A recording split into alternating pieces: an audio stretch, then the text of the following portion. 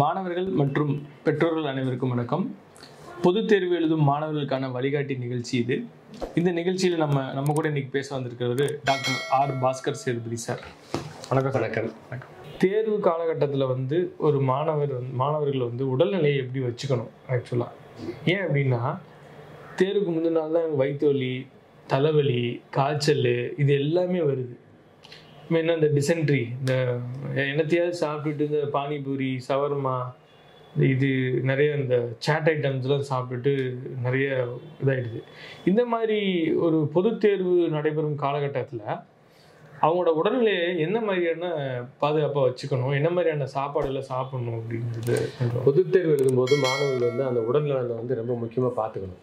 ஏன்னா பொது தேர்வு எழுதுகிற காலகட்டம் நல்ல வெயில் காலம். அதாவது இப்போ நல்ல வெயில் அடிக்க ஆரம்பிச்சிடும், 38 டிகிரிக்கு மேலே டெம்பரேச்சர் வர ஆரம்பிச்சிடும். அப்போ சுற்றி வெயில் காலம். அப்புறம் அவங்க அதிக நேரம் படிக்கும்போது உடம்பு இயல்பாகவே சூடாகும். ரெண்டாவது, இந்த காலகட்டத்தில் அவங்க சாப்பிடக்கூடிய உணவுகளில் ரொம்ப கவனம் செலுத்த வேண்டியது இருக்குது. அவங்க மற்ற காலகட்டத்தில் சாப்பிட்ற மாதிரி தேர்வு நேரத்துலையும் சாப்பிடக்கூடாது. முக்கியமாக இப்போ விடுமுறை நீங்கள் கேட்ட மாதிரி தார்மாரான உணவுகள் சொல்லலாம்.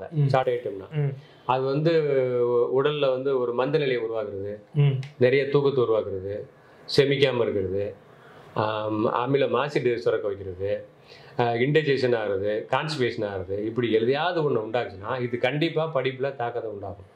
அப்போ எளிமையாக செரிக்கக்கூடிய உணவுகளை தான் அவங்க சாப்பிடணும். அப்புறம் உடம்பை அவங்க கண்டிப்பாக இந்த முகத்தை அடிக்கடி கழுவுறது, குளிக்கிறது, முக்கியமாக தண்ணி குடிக்கிறது. நீங்கள் பார்த்தீங்கன்னா அவங்க நிறைய தண்ணி குடிக்க மாட்டேங்கிறாங்க. படிக்கும்போது பார்த்தீங்கன்னா ஒரு சில மாணவர்கள் தான் குடிப்பாங்க, அல்லது வீட்லேயே யாரோ தண்ணி குடின்னு சொல்லிட்டே இருப்பாங்க.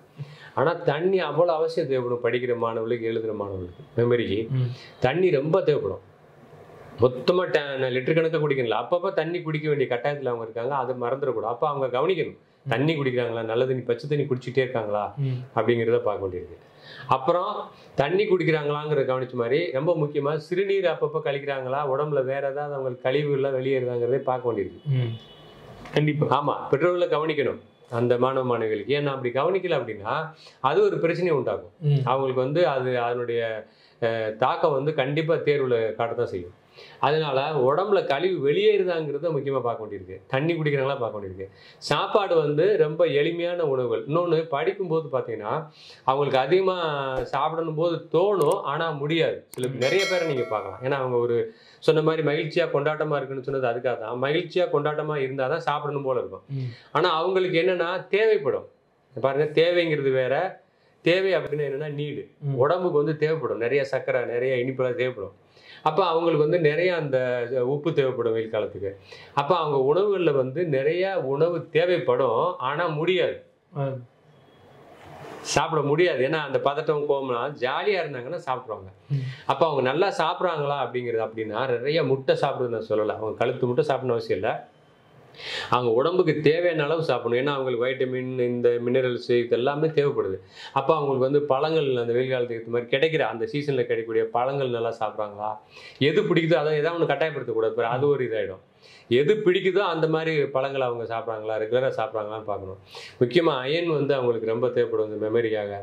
அப்போ பார்த்தா அந்த அயன் எதுலாம் இருக்கோ, நாட்டு சர்க்கரை, நம்ம கடலை மிட்டாய், எள்ளு மிட்டாய், நல்லெண்ணெய், இதெல்லாம் சேர்க்குறாங்களா பார்க்கணும். இதில் எது கிடைக்குதோ அது. இதெல்லாம் நான் பரிந்துரையாக சொல்லலாம். இதெல்லாம் மருத்துவ குறிப்புகளில் சொல்லியிருக்காங்க, எல்லா வகையான மருத்துவ குறிப்புகள்லையும். அப்போ அதெல்லாம் அவங்களுக்கு லோக்கலில் கிடைக்குதா அப்படின்னா அவங்க சாதாரண ஒரு நாட்டு சர்க்கரையை போட்டு ஒரு இனிப்பு தயார் பண்ணி சாப்பிட முடியாதா?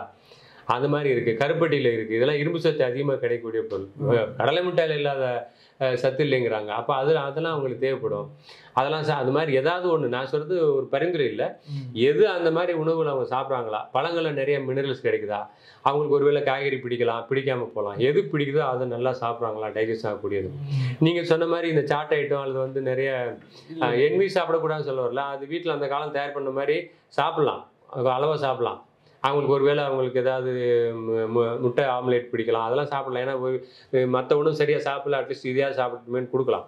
ஆனால் இந்த நீங்கள் சொன்ன மாதிரி கழிவு உணவுகள், இந்த கச்சா உணவுகள் இருக்குல்ல, நீங்கள் சொன்னீங்க இந்த கடலை மிட்டாய், இந்த எள்ளு உருண்டை அதுன்னு சொன்னீங்க, அதெல்லாம் உண்மையிலேயே இப்போ சாப்பிட்றாங்களா ஸ்டூடெண்ட்ஸ்? கிடைக்குது, இப்ப முன்னாடி மாதிரி இல்லை, இப்ப கிடைக்குது. ஆனா அவங்க வந்து அதை பெருமையோட சேர்த்துக்கிறது அல்லது வேற ஏதோ காரணத்தை சொல்றது. ஆனா அது கிடைக்குது, அதை வந்து மெனக்கிட்டு தேடி கிடைச்சா வாங்கி சாப்பிடலாம், ஒன்றும் தப்பு இல்லை. அது மாதிரி உணவுகள் நொறுக்கு தீனிக்கு பதில் கொடுக்கலாம். நீங்க சொன்ன மாதிரி அந்த சாப்பிடலாம் சார், கண்டிப்பா இல்லை சாப்பிட்டா நல்லது.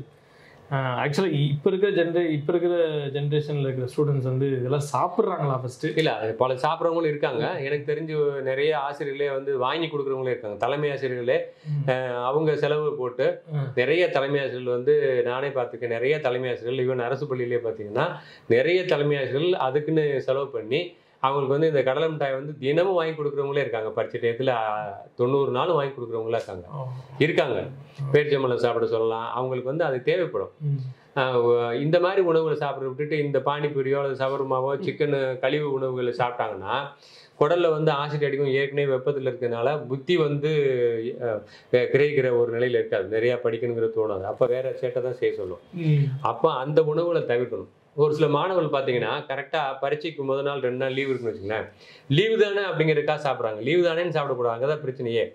லீவ் நாளில் முதல் 2 நாளில் வந்து நிறைய ஏதாவது ஒரு இந்த உணவுகள் இருக்குல்லையா, கழிவு உணவுகளை வந்து நிறைய சாப்பிட்றாங்க லீவு தானேன்னு. சாப்பிட்டுட்டு கரெக்டாக அந்த சாப்பிட்ட அன்னைக்கு பிரச்சனை பண்ணாது. அந்த உணவு சாப்பிட்டு டைஜஸ்ட் ஆன அடுத்த நாள் இருக்குல்ல, கரெக்டாக அடுத்த நாள் தேர்வுக்கு போகும்பொழுது தேர்வு அறையிலேயே பெரிய பிரச்சனை பண்ணியிருக்காங்க. எதிர்ச்சி வெளியே போக வேண்டியதாகிடுது, டயரி ஆகிடுது, காய்ச்சல் வந்து நீ சொன்ன மாதிரி தலை வீங்கின்னு படுத்துக்கிறான், கை பிடிச்சிக்கிறதுங்கிறான். அப்போ என்ன அப்படின்னா அந்த பிடிச்சி சொல்கிற நிறைய பேர் நில மாணவிகள் அப்படி குப்பரடிச்சு படுத்துடுறாங்க. என்னன்னா அந்த முதல் நாள் சாப்பிட்ட உணவு தான். அப்போ தேர்வு அன்னைக்கு மட்டும் இல்லை, அந்த சமயத்திலேயே அமைதியாக பார்த்துக்கணும் உடம்ப. அப்போ அவங்க வந்து தினமும் குளிக்கிறாங்களா, அப்புறம் நிறைய கொஞ்சமாவது நடக்கிறாங்களா? ஏன்னா இப்போ நடக்கிறதும் கிடையாது. அதாவது படிக்கிறது, படிப்பு முடிஞ்ச உடனே செல்ஃபோனையோ டிவியோ பார்க்கறது. திரும்பியும் படிப்பை கொஞ்ச நேரம் படிப்பாங்களா, நான் ரிலாக்ஸ் பண்ணிக்கிறேன்னு வீட்டில் கேட்க வேண்டியது. ரிலாக்ஸ் பண்ணிக்கிறேன்னு சொல்லிட்டு எங்கே போகிறது? எதிர்ச்சி வெளியே நடவோ ஓடவோ ஸ்கிப்பிங் பண்ணவோ விளையாடவோ எதுவும் செய்யறதில்ல. திரும்பி டிவி பார்க்கறது அல்லது செல்ஃபோனை பார்க்கறது. இதுக்கு பேர் ரிலாக்ஸ் இல்லை, அதுக்கு படிக்கிறதே பரவாயில்ல. ரிலாக்ஸ் பண்ணுறது அப்படின்னா ஃபிசிக்கலாக அவங்க ரிலாக்ஸ் பண்ணுறது. அவங்க வந்து ஒரு கொஞ்சம் தூரம் எங்கேயாவது நடக்கிறாங்க, ஒரு 1/2 மணி நேரம் நடக்கிறாங்களா, சும்மா ரிலாக்ஸாக நடக்கிறாங்களா? நான் சொல்கிறது பெரிய ஃபிட்னஸ் இல்லை, சும்மா நடக்கிறாங்களா, இல்லை சின்ன சின்ன யோகாசன பயிற்சிகள் செய்கிறாங்களா, ஸ்கிப்பிங் விளையாடுறாங்களா, அல்லது ஏதாவது ஒரு விளையாட்டில் ஈடுபடுறாங்களா? ஒன்றுமே. ஏன்னா விளையாடுறதுக்கான வாய்ப்பு கம்மி. ஆனால் சின்ன சின்னது அவங்க நடக்கிறது, ஓடுறது, சின்ன சின்ன விளையாட்டுகள் விளையாடுறது, இதெல்லாம் அவசியம். உடம்பு ஃபிட்டாக வைக்க நான் சொல்கிறது வந்து குறைஞ்சபட்சம் ஒரு பொசிஷனில் எப்படியே உட்காந்துருக்காங்களா, எதிர்த்து நடக்கவாது செய்யணும். அவங்க எங்கேயாவது நடந்துக்கலாம், வீட்டை சுற்றி நடந்துக்கலாம், ஸ்கூலில் நடந்துக்கலாம். முக்கியமாக நடக்கணும். என்னை பொறுத்த மட்டும் இப்போதைக்கு அவங்கள ஜாக்கிங் ரன்னிங்லாம் போக சொல்லலாம், நிறைய நடக்கணும். செல்ஃபோன் பார்க்குறத டிவி பார்க்குறது போல நடக்கலாம். சின்ன சின்ன எக்ஸசைஸ், கைக்கு உதாரணத்துக்கு அவங்க பேனா பிடிச்சி எழுதணும் 2 மணி நேரம் 3 மணி நேரம்னா அது அந்த கைக்கான விரல்களுக்கான எக்ஸசைஸ் பண்ணலாம். கண்ணுக்கான எக்ஸசைஸ், சின்ன சின்ன எக்ஸசைஸ் பண்ணலாம். இதெல்லாம் பண்ணிக்கிட்டே வந்து உடம்பை பராமரிக்கணும். ஸோ உணவு, அப்புறம் வந்து குளிக்கிறாங்களா பார்க்கணும், உடம்புக்கு கழிவு வெளியேறதான்னு பார்க்கணும், அவங்க வந்து அப்புறம் சின்ன சின்ன எக்ஸசைஸ் பண்ணிக்கிறாங்களா, ரத்த ஓட்டத்துக்கு பார்ப்போம். இதெல்லாம் பண்ணிட்டு இதெல்லாம் ஒரு 3 மாதத்துக்கு தொடர்ந்து ஒழுக்கமாக வருதாங்கிறத கண்காணிச்சுட்டே வரணும். அவங்களுக்கு அந்த விழிப்புணர்வு அவங்களே செஞ்சுக்கணும். மாணவ மாணவிகளுக்கு அதை புரிய வைக்கணும். அப்போ அவங்க என்ன நினைப்பாங்கன்னா, நமக்கு இதனால தான் பரீட்சையில் பெர்ஃபார்ம் பண்ண முடியும். அந்த பெர்ஃபார்மன்றதுங்கிறது இருக்குல்ல, அந்த 3 மணி நேரம், அதுக்கு இவ்வளவு வருஷம் படிச்சுட்டு கரெக்டாக அந்த 3 மணி நேரத்தில் போய் வயிறு சரியில்லை. இல்லை, இன்னைக்கு நிறைய ஸ்கூல் கரெக்ட் நீங்கள் சொல்கிறது ஒத்துக்கணும். நிறைய ஸ்கூல் வந்து வாசல்லே வந்து பார்த்தீங்கன்னா இந்த சைடு ஒரு பானிபூரி கடைக்காரன் நிற்பான், இந்த சைடு ஒருக்காரன் நிற்பான். வெளியிலேருந்து ஸ்டூடெண்ட்ஸ் உள்ளேருந்து வெளில வரும்போதே இவன் நிற்பான். இப்போ எல்லாருமே பாருங்க சாப்பிட்டுட்டு தான் வீட்டுக்கே போற மாதிரியான சூழ்நிலையை. இந்த போர்டு எக்ஸாம், இந்த பொதுத் தேர்வு எழுதக்கூடிய மாணவர்களுக்கு இந்த விழிப்புணர்வு உண்டாக்கியாச்சுன்னா இது வந்து ஒரு கழிவு உணவு. இந்த கழிவு வயிற்றுல சேர்ந்துச்சுன்னா மூளை மந்தமாயிரும், உடம்பு மந்தமாயிரும். ஏன்னா செமிக்கல அப்படின்னா கண்டிப்பா உனக்கு வந்து எக்ஸாம் பெர்ஃபார்மன்ஸோ எதுவுமே நல்லா இல்லாமல் போயிடும் அப்படிங்கிறது அவனுக்கே தெரிஞ்சு அதுக்கு தான் அவர் ஜாலியாக படிக்க ஆரம்பிச்சா அப்படின்னா, நமக்கு இந்த உணவு சரியில்லை, இந்த உணவு சரி அப்படின்னு தெரியணும். அப்போ அவங்களுக்கு என்ன சொல்லி தரணும்னா, அதே மாதிரி அவங்களுக்கு வந்து அவங்களை டீவியேஷன் பண்ணக்கூடியது இந்த உணவு மட்டும் இல்லை. இந்த உணவு அவர் டீவியேஷன் பண்ற, அவர் வணிகத்துக்காக நிற்கிறாரு. அவர் வந்து அவருக்கு ஒரு வணிகம், அவர் வேணும்னே நிற்கல. அப்போ அவரை வந்து அந்த பள்ளி நிர்வாகம் நிற்கலைன்னு சொல்ல முடியாது, நிற்காதேன்னு சொல்ல முடியாது. அதுக்கு பதில் என்ன செய்யலாம்னா, இவங்களை விழிப்புணர்வு உண்டாக்கிடலாம். இந்த உணவெல்லாம் நீ கிடைக்குது, இதெல்லாம் நீ சாப்பிடலாம், இதெல்லாம் சாப்பிடக்கூடாது. இப்போ சாப்பிடணும், இத்தனை மணிக்கு சாப்பிடணும், நைட்டு 1 மணி 2 மணிக்கு ஏதாவது கழிவு உணவை சாப்பிட்றது, மதியான நேரத்தில் சாப்பிட்றது, தேவையில்லாத நேரத்தில் சாப்பிட்றதெல்லாம் வந்து சரி வராது. அதிகமாக சாப்பிட்றது. இப்போ ஆல்மோஸ்ட் நிறைய ஸ்கூல்ஸ் அந்த சைட்ஸில் அந்த ஸ்கூல் இருக்கிற பாதைகளில் பார்த்தீங்கன்னா இந்த மாதிரி ஜங்க் ஃபுட்ஸ்க்குன்னே கடைகள் அதிகமாகிடுச்சு ஆக்சுவலாக. அவங்கள அதாவது இதெல்லாம் சாப்பிட்டு தான் வீட்டுக்கே போகணும் அப்படிங்கிற சூழ்நிலையில தான் இருக்கு இன்னைக்கு ஸ்கூல். அந்த விழிப்புணர்வுக்கு தான் நீ வந்து நான் சொன்ன மாதிரி ஏற்கனவே அவனுக்கு வந்து ஒரு பக்கம் அந்த நேரத்தில் அந்த தேர்வு நேரத்தில் வந்து ஒரு பெரிய பெரிய கிரிக்கெட் போட்டிகள் மாதிரி ஏதாவது போட்டிகள் நடக்கலாம், திருவிழாக்கள் நடக்கலாம், அல்லது வந்து வீட்லேயே ஏதாவது சுற்றி விழாக்கள் நடத்தலாம், கிராமங்களில் விழாக்கள் நடத்தலாம், பள்ளியில் விழா நடக்கலாம், அல்லது வந்து வேறு ஏதாவது அட்ராக்ஷன் குடும்ப அளவில் நடக்கலாம், அல்லது வந்து பியர் குரூப் செட்டு சேர்ந்து ஏதாவது ஒரு விஷயத்தில் ஈடுபாடு கொண்டு போகலாம். அதை டீவியேட் பண்ணுறதுக்கு டைவெர்ட் பண்ணுறதுக்கு நிறைய விஷயங்கள் நடக்குது. இப்போ இந்த பொது தேர்வு எழுதக்கூடிய மாணவனோ மாணவியோ ஒரு விஷயத்தில் தெளிவாக நான் கேட்குற இந்த கேள்வி அவங்ககிட்ட கேளுங்க. நீ வந்து அறிவாளியா ஏமாளியா மட்டும் பாருங்க. நீ அவங்கெல்லாம் செய்கிறதுக்காக யாரோ உன்னை ஈடுபாடு காட்டி உன்னை ஏமாற்றி இந்த குப்பை உணவை கழிவு உணவை சாப்பிட வைக்கிறாங்க அப்படின்னா நீ ஏமாளி, நீ வந்து அறிவுபூர்வமாக நடந்துக்கலன்னு அர்த்தம். இல்லை நான் பொது தேர்வு எழுதுறேன், என் உடம்பை நான் ஃபிட்டாக வச்சுக்கணும், ஸோ நல்லா செமிக்கக்கூடிய நான் சயின்ஸ் படிச்சிருக்கேன் அல்லது எனக்கு சொல்லி கொடுத்துருக்காங்க, ஏன்னா நான் நல்லா உணவு சாப்பிடுவேன், எளிமையான உணவுகள் நல்லா டைஜஸ்ட் ஆகக்கூடிய உணவு தான் நான் சாப்பிடுவேன். இப்போ இந்த 3 மாதத்துக்கு எனக்கு உடம்பு ஆரோக்கியம் தேவை, எனக்கு தேவையான அயன், எனக்கு தேவையான ஆக்சிஜன் எல்லாம் எனக்கு கிடைக்கணும், எனக்கு போதுமையான நீர் கிடைக்கணும், ஸோ நான் விழிப்புணர்வாக நடந்துக்கிறேன் அப்படின்னா புத்திசாலியான மாணவின்னு அர்த்தம். மாணவன் மாணவின். அப்போது நீ புத்திசாலியா அறிவாளியா அல்லது வந்து கோமாளியா முட்டாளா ஏமாளியா இது ரெண்டுக்குள்ள வித்தியாசத்தை அவங்களுக்கு புரிய வைக்கணும். உன்னை யாரோ வந்து ஒரு பியர் குரூப்ல சேர்ந்து இன்னைக்கு நம்ம ஒரு மேட்ச் பார்க்க போகலாம், டிவியில் உட்காந்து மேட்ச் பார்க்கலாம், அப்போ இந்த கழிவு உணவுலாம் சாப்பிடலாம் அப்படின்னு கூட்டு போனாங்கன்னா நீ போயிட்டேன்னா ஏமாளின்னு அர்த்தம் இல்லையா? அப்ப ஒரு படிப்பே வராத ஒருத்தன், படிப்புலேயே ஈடுபாடு காட்டாத ஒரு ஆளு உன்னைய வந்து இப்போ நல்லா படிக்கக்கூடிய உன்னைய அங்கே கூட்டு போயிட்டாங்க அப்படின்னா அவன் வந்து புத்திசாலியாகவும் நீ முட்டாளாவும் ஆகிடக்கூடாது. அதனால தான் சொன்ன, நீ அறிவாளியா ஏமாளியா? அப்போ நீ அறிவாளி மாணவனா இருந்தீங்கன்னா இந்த கழிவு உணவுல சாப்பிடாத தவிர்த்துட்டு எந்த உணவுலாம் ரொம்ப பொருத்தமான உணவோ எதெல்லாம் கிடைக்குதோ அதில் பொருத்தமான உணவு மட்டும் நீ சாப்பிட்டுக்கலாம் அப்படிங்கிறத திரும்ப திரும்ப அவங்களுக்கு சொல்லும்போது நிச்சயமா அந்த வயசுல அது வரைக்கும் நான் அறிவாளி தான், யாரும் வந்து நான் ஒரு ஏமாளி முட்டாள் அதை இருக்க விரும்புறது இல்லை. அப்போ நீ ஒரு அறிவாளி மாணவன்னா இந்த குப்பை உணவை சாப்பிடாத அப்படி கொண்டு போய் முதல்ல இருந்தே அதை உருவாக்கணும்.